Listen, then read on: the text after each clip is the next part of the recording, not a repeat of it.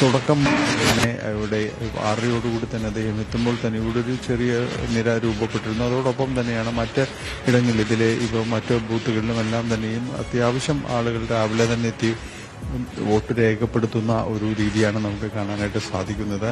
അത്യാവശ്യം ബൂത്തുകളെല്ലാം തന്നെ ആളുണ്ട്. 137 നമ്പർ ബൂത്തിലാണ് സുരേഷ് ഗോപി വോട്ട് ചെയ്യുന്നത്. അദ്ദേഹം ഗുരുവായൂരിൽ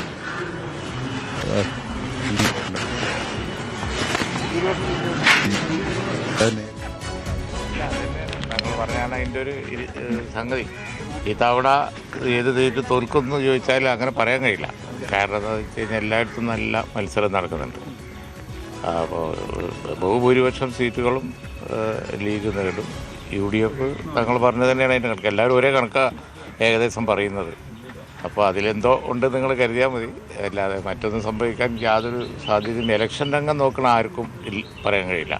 ഓരോ ജില്ലയിലുള്ള കാര്യങ്ങൾ എടുത്ത് അനലൈസ് ചെയ്താൽ UDF നല്ല ഭൂരിപക്ഷത്തിൽ വിജയിക്കും. കിറ്റ് കൊടുക്കുന്നു, പിന്നെ പണം നൽകുന്നതിൻ്റെ ദൃശ്യങ്ങൾ പുറത്തു വരുന്നു, സാരി കൊടുക്കുന്നു, അങ്ങനെയൊക്കെ BJP ഉത്തരേന്ത്യയിൽ അതേ പ്രവണത കേരളത്തിൽ തുടങ്ങിയിരിക്കുകയാണ്. അതെ, അത് അവർ വെറുതെ ഈ അവിടെയൊക്കെ ചെയ്യുന്ന പണികൾ ഇവിടെ ചെയ്താൽ ഇവിടെ ക്ലച്ച് പിടിക്കൂല എന്ന് കേരളത്തെ മനസ്സിലാക്കാൻ അവർക്ക് ഇനിയും കഴിഞ്ഞിട്ടില്ല. അതാണ് ഒരു ഇലക്ഷനിൽ ഒരു അക്കൗണ്ട് തുറക്കും, പിന്നെ അക്കൗണ്ട് ക്ലോസ് ആവും, പിന്നെ അക്കൗണ്ട് തുറക്കും എന്നാണ് ഈ ഗതികേടിൽ പോലും നിൽക്കുന്നതിൻ്റെ കാരണം. അതാണ്, അല്ലാതെ ഒന്നും കേരളത്തിൽ സംഭവിക്കാൻ പോകുന്നില്ല. BJP അക്കൗണ്ട് തുറക്കുമോ ഇത്തവണ? വീണ്ടും ചോദ്യം അതിലേക്ക് വന്നല്ലോ. അക്കൗണ്ട് തുറക്കോ ഇല്ലേ എന്നുള്ളതാണ് ഇപ്പോഴത്തെയും ചോദ്യം. അതാണ് വസ്തുത. സാധ്യത ഇതവണ പിന്നെയും സാധ്യത കുറഞ്ഞിരിക്കുകയാണെന്നാണ് തോന്നുന്നത്. അങ്ങനെയൊക്കെ സ്വയം വോട്ട് ചെയ്യാൻ, അതായത് നിയമസഭയിലേക്ക് സ്വയം വോട്ട് ചെയ്യാൻ ഒരു അവസരമാണല്ലോ ഇത്തവണ. എങ്ങനെ കാണുന്നത്? അല്ല, ഞാൻ വോട്ട് ചെയ്തില്ല. സാധാരണ വോട്ട് ചെയ്യലുണ്ട്. ഇന്ന് തങ്ങൾ വോട്ട് ചെയ്യാൻ കാത്തിരുന്നതാണ്.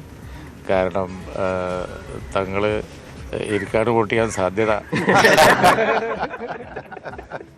അപ്പോൾ തങ്ങളെ വെയിറ്റ് ചെയ്യിപ്പിക്കണ്ടെന്ന് വിചാരിച്ചു. ഞങ്ങൾ വോട്ട് ചെയ്ത് പിന്നെ പോയി സാവകാശം ചെയ്യാന്ന് വിചാരിച്ചിരിക്കും. ഇവരൊക്കെ ഉണ്ട്. പാണക്കാട് കുടുംബം മുഴുവൻ ഇവിടെ നിൽപ്പുണ്ട്.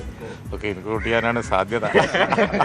ഞാനിവിടെ കൗൺസിലറായ കാലത്ത് ഫസ്റ്റിൽ തങ്ങൾ എനിക്ക് വോട്ട് ചെയ്ത് തങ്ങൾ. അപ്പം പേരക്കുട്ടി വരെ എനിക്ക് വോട്ട് ചെയ്യുന്നുണ്ട്. അതിൻ്റെ ഒരു അഭിമാനത്തിലാണ് ഞാൻ. ലീഗിന്റെ റെക്കോർഡ് തിരുത്തുമോ? ലീഗിന്റെ സീറ്റുകളുടെ എണ്ണത്തിൽ മുമ്പത്തെ റെക്കോർഡ് ഇത്തവണ തിരുത്തുമോ? സാധ്യത ഉണ്ട്, നല്ല സാധ്യത. കാരണം എന്താ വെച്ചാൽ ഇത്തവണ 27 വളരെ നല്ല ഫൈറ്റാണ്. കിട്ടാത്ത സീറ്റുകളിലൊക്കെ ഫൈറ്റാണ്. ഇപ്പോൾ ഇവിടെ LDFൻ്റെ കൺവീനർ മത്സരിക്കുന്നവർക്ക് അതുപോലുള്ള സീറ്റുകളിലൊക്കെ വമ്പൻ ഫൈറ്റാണ്. അതുപോലെ നമ്മുടെ എടുത്തു പറയാൻ ഒരുപാട് സീറ്റുകൾ. അപ്പോൾ അതുകൊണ്ട് അതൊക്കെ ജയിച്ചു വന്നാൽ തീർച്ചയായിട്ടും റെക്കോർഡായിട്ടും. ഓക്കെ. നടൻ മോഹൻലാലിനെ ദൃശ്യങ്ങളിൽ കാണാം. മോഹൻലാലിനൊപ്പം സ്ഥാനാർത്ഥികളായ നിയമമണ്ഡലത്തിലെ സ്ഥാനാർത്ഥികളായ ശബരിനാഥനും ഒപ്പം V ശിവൻകുട്ടിയും ഉണ്ട്. രാജു ചന്ദ്രശേഖരൻ നമുക്ക് ദൃശ്യങ്ങളിൽ കാണുന്നില്ല. പക്ഷേ ഈ രണ്ടുപേരും ഇവിടെ ഉണ്ട് എന്നുള്ളതാണ് ഏറ്റവും പ്രധാനപ്പെട്ട കാര്യം. മോഹൻലാൽ അവരോട് കുശല അന്വേഷണങ്ങൾ നടത്തുന്നു. അദ്ദേഹത്തോടും ചോദിക്കാൻ നിരവധി കാര്യങ്ങൾ, ലാലേട്ടനോടും ചോദിക്കാൻ നിരവധി ചോദ്യങ്ങളുണ്ടാകും ഇരു സ്ഥാനാർത്ഥികൾക്കും. സാരംഗ് സുധാകരനുണ്ട്. സാരംഗ്, നമുക്കിപ്പോൾ ശിവൻകുട്ടിയെയും ശബരിനാഥനെയും കാണാം. പക്ഷേ ഈ ഒരു മണ്ഡലത്തിൽ BJP സ്ഥാനാർത്ഥിയുടെ ദൃശ്യങ്ങൾ കാണുന്നില്ല. അവിടെ പോളിംഗ് നടപടികൾ ആരംഭിച്ചോ? എല്ലാം സുഗമമായി മുന്നോട്ട് പോകുന്നോ?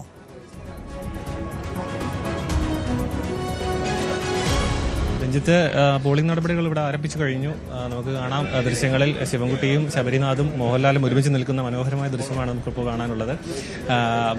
മോഹൻലാൽ ക്യൂവിൽ തന്നെ നിന്നിട്ടാണ് ഇപ്പോൾ വോട്ടിംഗ് രേഖപ്പെടുത്താൻ വേണ്ടി കാത്തു നിൽക്കുന്നത്. വലിയൊരു തിരക്ക് പറയാനില്ലെങ്കിൽ പോലും മോഹൻലാലിനെ കാണാനുള്ളൊരു തിരക്ക് ഇവിടെ അനുഭവപ്പെടുന്നുണ്ട്. പക്ഷേ ഈ ഒരു വോട്ടിംഗ് നടപടികൾ ആരംഭിച്ചു കഴിഞ്ഞിട്ടുണ്ട്. വളരെ വൈകാതെ തന്നെ അദ്ദേഹം വോട്ട് രേഖപ്പെടുത്തി മടങ്ങുമെന്നാണ് മനസ്സിലാക്കാൻ കഴിയുന്നത്. സാധാരണ രീതിയിൽ സെലിബ്രിറ്റികളെല്ലാം നേരത്തെ സൂചിപ്പിച്ച പോലെ തന്നെ വളരെ നേരത്തെ തന്നെ വന്ന് വോട്ട് രേഖപ്പെടുത്തും. കാരണം അവർക്ക് മറ്റ് പല തിരക്കുകളും ഉള്ളത് കൊണ്ട് തന്നെ. എന്തായാലും രഞ്ജിത്ത് സൂചിപ്പിച്ച പോലെ തന്നെ ഒരു സ്ഥാനാർത്ഥിയുടെ ഒരു കുറവ് ഇവിടെ കാണാനുണ്ട്. രാജീവ് ചന്ദ്രശേഖരൻ ഇങ്ങോട്ട് എത്തിയിട്ടില്ല. അദ്ദേഹം മറ്റു കൂടുതൽ വാർത്തകൾക്ക് News 18 Keralam YouTube channel subscribe ചെയ്യുക.